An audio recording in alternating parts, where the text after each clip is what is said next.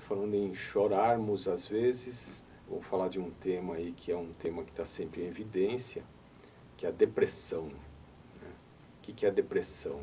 Falam que estamos vivendo o século das doenças emocionais, das doenças mentais, né? Se assim podemos chamar aí a depressão como uma doença mental ou emocional.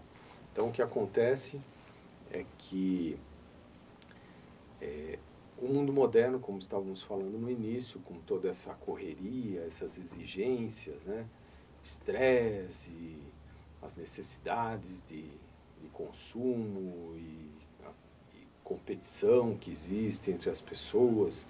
Bom, tudo isso nos leva aí a estados de frustrações, às vezes, por não conseguirmos aquilo que almejamos, ou por problemas de estima, de autoestima, ou mesmo por doenças. De qualquer maneira, a depressão é um estado, né, físico-emocional de desequilíbrio da saúde, por isso que é considerado uma doença.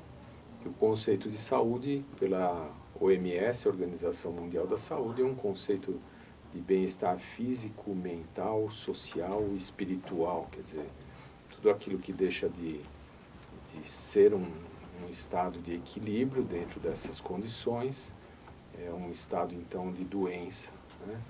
E a nossa função como médicos, terapeutas, profissionais da área de saúde é justamente ajudarmos as pessoas a voltarem ao estado de equilíbrio.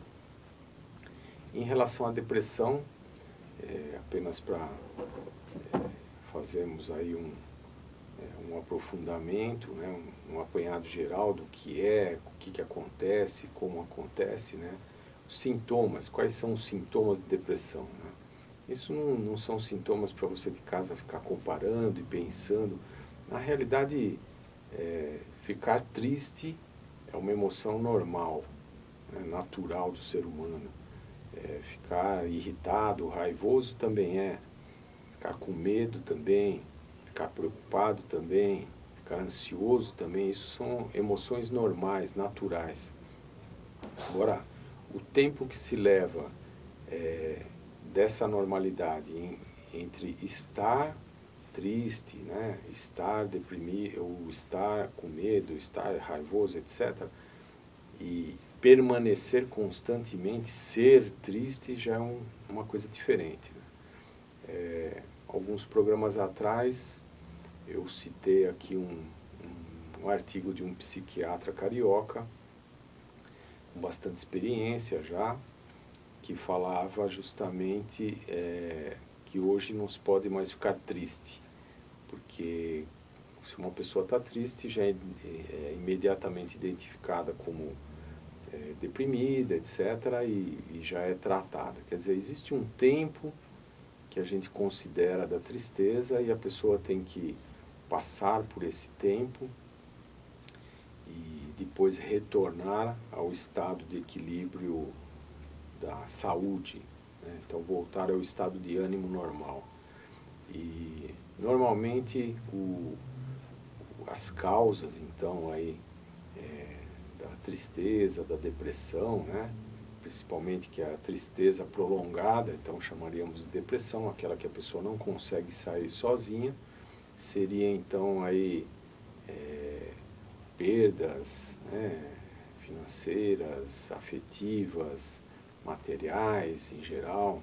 Então a pessoa sofre uma perda, perde um ente querido e pode ficar deprimida, triste, está num período de luto, trabalhando internamente aquela perda.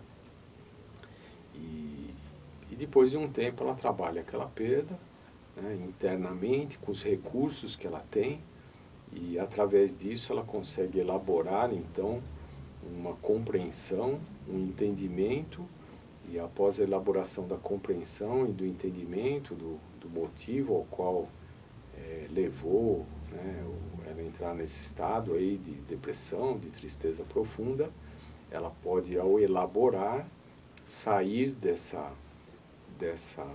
tristeza, dessa depressão e voltar ao estado de normalidade. Isso é o que deveria acontecer normalmente, né? As pessoas que têm bons recursos internos acabam tendo aí mais facilidade para sair, né, desse estado. Mas quando a pessoa não consegue, então ela pode ter aí sintomas emocionais, né, que são mais ligados, nós sempre falamos aqui, nessas medicinas, né, na combinação aí da medicina ocidental com a medicina chinesa com a homeopatia, nós sempre falamos que o corpo físico ele é o sinalizador das emoções não resolvidas, aquilo que não se resolve a nível emocional, obrigatoriamente se resolve a nível físico.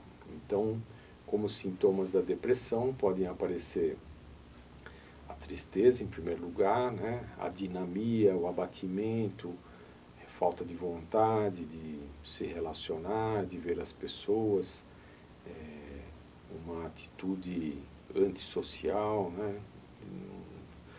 Aí pode aparecer também sintomas físicos relacionados aí ao sistema gastrointestinal, então inapetência, anorexia, falta de desejo total de se alimentar, ou então alguns sintomas gástricos importantes, como náuseas, enjoos, obstipação intestinal, às vezes sintomas pulmonares também, queda de imunidade, gripes repetitivas ou infecções repetitivas, porque imunologicamente, energeticamente, imunologicamente nós podemos deprimir, né? As concepções das medicinas tradicionais falam que nós podemos ter aí um desequilíbrio energético primeiro e depois um desequilíbrio físico-mental ou físico-emocional. Então isso também é comum acontecer. Na medicina chinesa sempre fala-se que primeiro nós temos o desequilíbrio energético, e após nós temos aí o desequilíbrio então físico e mental.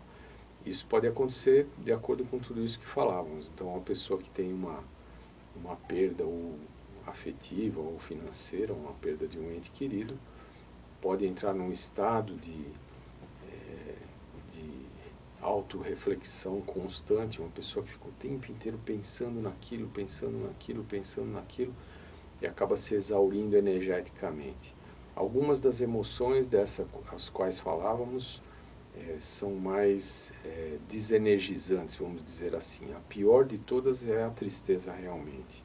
Chorar, ficar triste é o que mais drena energia do corpo, mais do que todas as outras emoções, né? O excesso de qualquer emoção pode gerar um desequilíbrio, mas a pior de todas, a emoção que mais drena energia, então, seria a tristeza. E na medicina chinesa ela está ligada à energia dos pulmões. Então, o fato da pessoa entristecer gera também um déficit, um desequilíbrio da energia dos pulmões. Isso pode agravar uma predisposição de já ter doenças pulmonares, como bronquites, e asma, etc. Ou pode também predispor a doenças como as pneumonias, porque enfraquece energeticamente o órgão. Mas tem órgãos mais importantes ainda do que os próprios pulmões, que estão ligados à tristeza. O fígado é um órgão super importante, a energia do fígado é energia primordial para o ânimo, o dinamismo, a vitalidade. Nós vamos falar disso daqui a pouquinho, no segundo bloco, depois do nosso intervalo. Até já.